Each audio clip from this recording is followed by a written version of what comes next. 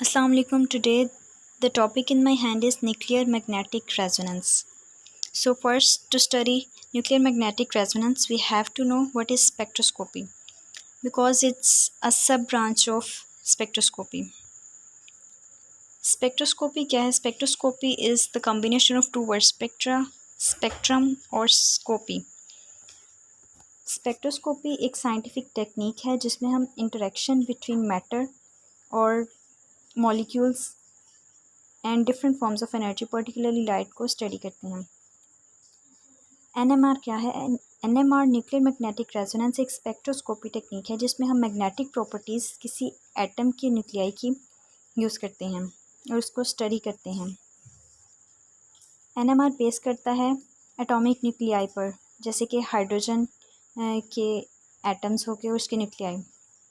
जब इन न्यूक्लियाई को strong magnetic field में प्लेस किया जाता है तो इनके पास एक स्पेसिफिक फ्रीक्वेंसी होती है। ये स्पेसिफिक फ्रीक्वेंसी हम मेजर कर सकते हैं एनएमआर स्पेक्ट्रोस्कोपी से, जो कि हमें डिफरेंट इंफॉर्मेशन प्रोवाइड करती है। ये वर्क कैसे करती है? जब हम किसी सैंपल को स्ट्रॉन्ग मैग्नेटिक फील्ड में रखते हैं तो मॉलिक्यूल में एटम के जो न्यूक्लियाई होते हैं वो अपने आप को अलाइन कर लेते हैं उस फील्ड में। न्यूक्लियाई जो हैं वो रेडियो वेव से एनर्जी एब्जॉर्ब करते हैं और स्पिन करते हैं। जब इलेक्ट्रॉन न्यूक्लियाई स्पिन करते हैं तो अपनी एनर्जी लूज़ कर देते हैं और लो फ्रीक्वेंसी पर आ जाते हैं। ये फ्रीक्वेंसी जो रिसीव की है अब इन्होंने न्यूक्लियाई ने, वो कहलाती है एनएमआर फ्रीक्वेंसी। किसी न्यूक्लियस की एनएमआर फ्रीक्वेंसी डिपेंड करती है उसके केमिकल एनवायरनमेंट पे। So NMR spectroscopy can be used to determine structure of molecules. Next इसकी हमारे पास टाइप्स हैं, प्रोटॉन एनएमआर और carbon 13 NMR. Proton NMR most commonly used है और कार्बन 13 एनएमआर जो है ये हम कार्बन एटम्स के मॉलिक्यूल के लिए यूज़ करते हैं। इसके अदर टाइप्स में आ जाते हैं fluorine NMR and potassium NMR.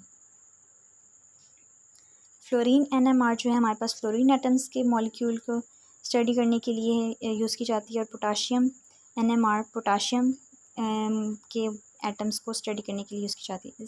इसकी इंस्ट्रूमेंटेशन में हमारे पास एक मैग्नेट होता है, रेडियो फ्रिक्वेंसी कॉइल होती है और एक कंप्यूटर होता है। मैग्नेट क्या करता है? मैग्नेट हमें स्ट्रॉन्ग मैग्नेटिक फील्ड प्रोवाइड करता है जो कि एनएमआर स्पेक्ट्रोस्कोपी के लिए हमें ज़रूरत होती है जिसकी। रेडियो फ्रिक्वेंसी कॉइल क्या करती है? ये ट्रांसमिट करती है रेडियो वेव्स को और रिसीव करती है। कंप्यूटर क्या करता है? कंप्यूटर स्पेक्ट्रोमीटर को कंट्रोल करता है और एक्वायर करता है और एनालाइज करता है डाटा को। फिर हमारे पास है एनएमआर स्पेक्ट्रम। एनएमआर स्पेक्ट्रम जो है is a plot of NMR signal intensity as a function of the NMR frequency. जैसे ही हमारे पास एनएमआर फ्रीक्वेंसी परसीव होती है तो हमारे पास डिफरेंट सिग्नल्स आ जाते हैं, उनकी पीक्स हमारे पास आ जाती हैं।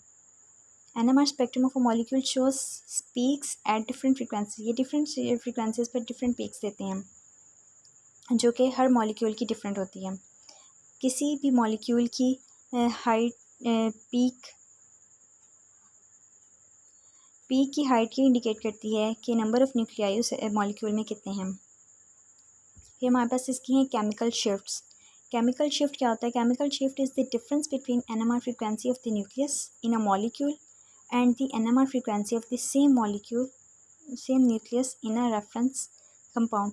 एक ही हमारे पास रेफरेंस कंपाउंड में सेम न्यूक्लियस की डिफरेंसेस एनएमआर फ्रीक्वेंसी डिफरेंस को हम केमिकल शिफ्ट्स कहते हैं।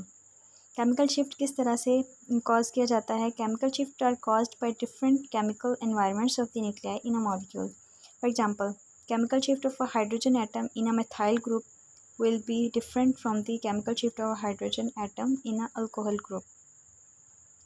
कपलिंग कॉन्स्टेंट्स क्या होते हैं? ये डिस्टेंसेस होते हैं हमारे पास एनएमआर स्पेक्ट्रम की डिफरेंट पीक्स में। Coupling constants are caused by interaction of the magnetic fields of the neighboring nuclei. For example, coupling constant between two hydrogen atoms in a methyl group is called the J value. इसके बाद हमारे पास इसका एक flow chart है इसकी working का। हमने strong magnetic field sample को प्रोवाइड की। एमिट होती है radio frequency energy that matches the resonant frequency of the nuclear spins, जिसे न्यूक्लियाई जो हैं वो स्पिन करते हैं और अपनी एनर्जी लॉस कर देते हैं। सैंपल क्या करता है, एब्जॉर्ब करता है एनर्जी को, causing some nuclear spins to flip. As the nuclear spins relax, जैसे न्यूक्लियर स्पिन्स रिलैक्स करते हैं तो वो एनएमआर सिग्नल को डिटेक्ट करते हैं। They emit a detectables NMR signal, वो एक ऐसा सिग्नल एमिट करते हैं जो हम डिटेक्ट कर सकते हैं डिटेक्टर पर।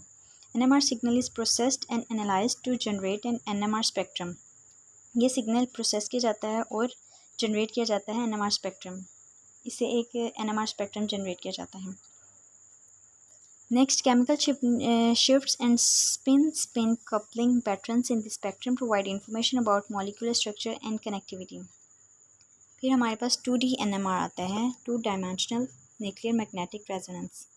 2D NMR is a type of NMR spectroscopy that can be used to obtain more information about the structure of a molecule। ये स्ट्रक्चर पर ज़्यादा फोकस करते हैं। In 2D NMR, 2 different NMR frequencies are measured simultaneously। इसमें at a time हम 2 different frequencies को measure करते हैं। This allows the relationship between different molecules in a different nuclei in a molecule to be determined। Applications हैं इसकी हमारे पास different fields में।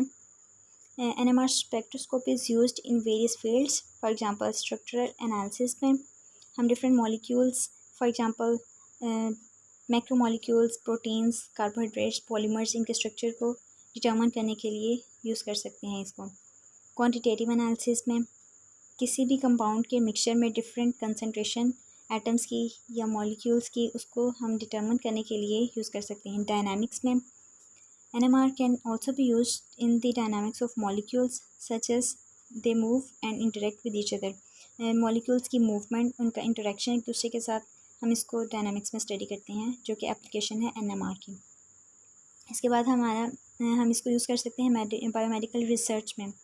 NMR is used in biomedical research to study the structure and function of proteins, DNA and other biomolecules। इसके advantages हैं हमारे पास, ये non destructive है, sensitive है, वर्सेटाइल है, क्विक एंड ईजी है। इसकी लिमिटेशंस भी हमारे पास आ जाती हैं, ये कॉम्प्लेक्स है, कॉस्टली है, टाइम कंज्यूमिंग है, और NMR is not always quantitative। Intensity of an NMR peak does not always correspond to the number of nuclei in a molecule। NMR is not always applicable। NMR cannot be used to study all compounds। Next हमारे पास इसकी advancements हैं इन NMR। Recent advancements in NMR include high resolution techniques, multidimensional NMR and hyperpolarization। High resolution NMR allows detailed analysis of complex molecules। Multidimensional NMR provides additional information about molecular connectivity। Show an image, show casting a cutting edge NMR experiment or technique।